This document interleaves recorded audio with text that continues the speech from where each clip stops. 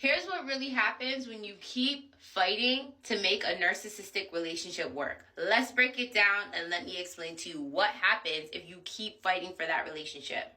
Number one, you wear yourself down trying to get somebody to understand kindness, consideration, care, love. You run yourself freaking down to the ground trying to explain this to this person, or even trying to show them this so that they in return can show you it. You will literally run yourself down to the ground because you cannot explain that to somebody who does not care for that shit. Number two, you'll start to realize the limits of love that you can achieve with that person. And then you start to reflect and think about, am I worthy of love? Can anybody love me? You start to question your worth and your value because of the limits of love that this person is giving you.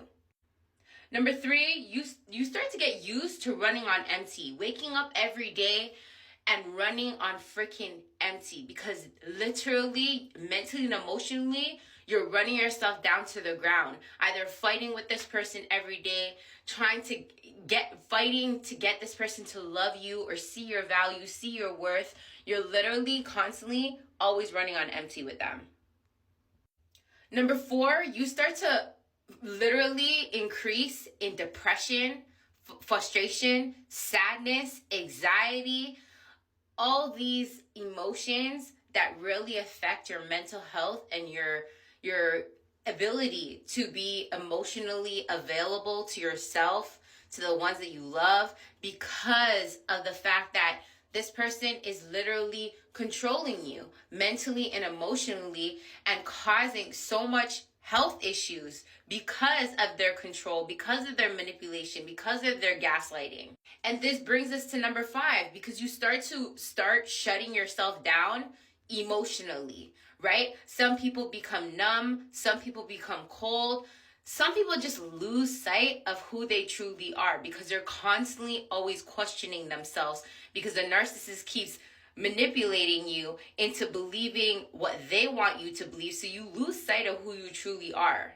And that brings me to number six, where you start to feel worthless, you start to feel invisible, you start to feel like your feelings don't matter because you're not even acknowledging your feelings, and this other person's not even acknowledging your feelings. So you start to feel empty inside, as if something is seriously wrong with you.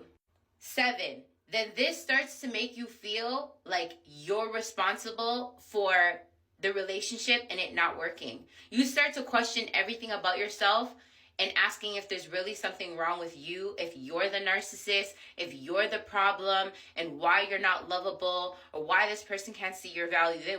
You literally start blaming at one point the relationship on yourself and trying to break it down to understand how this person can be the way that they are. So then again, like I said, because you're trying to figure things out, because you're trying to pick up the puzzles and this, that, and the third, especially if you don't know what narcissism is, you don't know that this person has a personality disorder, you're there trying to just fight back for this amazing, nice person who you were with in the beginning.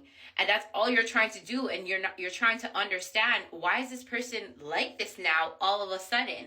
What did you do wrong? And you really start questioning yourself in the relationship as if you're the issue. 8, because you're in fight or flight mode, you start to forget what true happiness really feels like. You start to be dependent on this person, you regulating your emotions. You start to be, because that's what they want, because that's how they control you. So you start to literally forget what true happiness really feels like, because you depend on this person to show you true happiness, and they're constantly having you on fight or flight mode. So you literally forget what the true happiness feels like, because you think that the true happiness and how they manipulated you to believe is how they were when they first love bombed you. So you start to forget, man, what does that feeling really feel like? Because right now it's like hell constantly every day. You never know when you're going to get a good side of the narcissist, because you're constantly living on fight or flight. And because of that, you have more depression, more anxiety, more than feeling happy. So you start to forget, what does that really feel like? Number 9, because of this experience, they make you feel like you're not good enough for nobody else and that you'll never find another like them. And literally you start questioning yourself, oh man, is there ever a relationship that I can get better than this? I know when I was in my 18-year narcissistic abusive relationship, I would always ask myself, when he would love bomb the hell out of me, I would think I would have the perfect person ever, if I'm ever going to be that good enough, or am I ever going to find another person who's good enough that will treat me and spoil me like how the narcissist did? Because when they love bomb the shit out of you. And then they, through their love bombing, because it's so limited, they make you feel like, you know, that's the best thing ever in the world, and make you forget about everything else that they did to you, because that's the whole point of love bombing. They want you to forget of all the bad stuff and all the names and all the manipulation, the gaslighting and all the other shit that they did to you. So it makes you question, oh man, can I find another person out there who's going to treat me like this? And number 10, you lose sight of your value. You lose sight of your uniqueness. You lose sight in how amazing you fucking truly are. This is what they want you to believe, so that you can stay at a certain level, so that they can feel superior over you. Listen, wake up, listen to this. If you're a man, listen to this, you're a motherfucking king. If you're a woman, listen to this, you are a queen. Know your value, know your work. And I'm so sorry, I got so ahead of myself in this video. Make sure you're clicking that like button. Make sure you're leaving me a comment. Let me know what your thoughts are about this video and all what I said. If you have experienced anything like this, y'all, I understand what you're going through. I used to be in an 18-year narcissistic abusive relationship. I just finished talking to somebody who tried to love bomb me, who tried to manipulate me, and I've seen all the red flags to turn around and say, no, this person's, I see the personality disorder, I see that they're a narcissist. And because I was educated, because I went through an experience like that before, I was able to not fall back in a toxic pattern like that. Y'all, no matter what, you can't control other people, but you can control yourself. This is why it's so important to stand in the facts and what I'm teaching you and I'm educating you about narcissists, and work on yourself mentally and emotionally to heal yourself. You need guidance and help on how to do so. Y'all, save your money. Book a one-on-one with me, y'all. I know that you will get value of booking a one-on-one with me, because we can target where you need to work on to start your healing journey, to work on yourself internally, to release the narcissist, but really to heal yourself, so that you don't fall into another relationship with a person who is a narcissist and is emotionally unavailable to be there for you.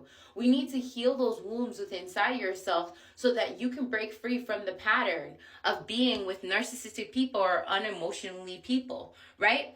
Y'all, make sure you're following me on all my platforms. If you stayed this long on this video, you are a true, person who truly wants to educate themselves and truly wants to heal and move on from the narcissist.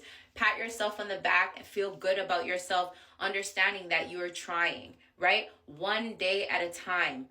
That's all it takes, is working on yourself little by little, one day at a time, to wise up and rise up above the narcissist today. Make sure you're following me on all my platforms, my podcast, my TikTok channel, obviously, my YouTube channel. Make sure you're following me on all my platforms to keep being inspired to wise up and rise up above the narcissist today. You got this, y'all.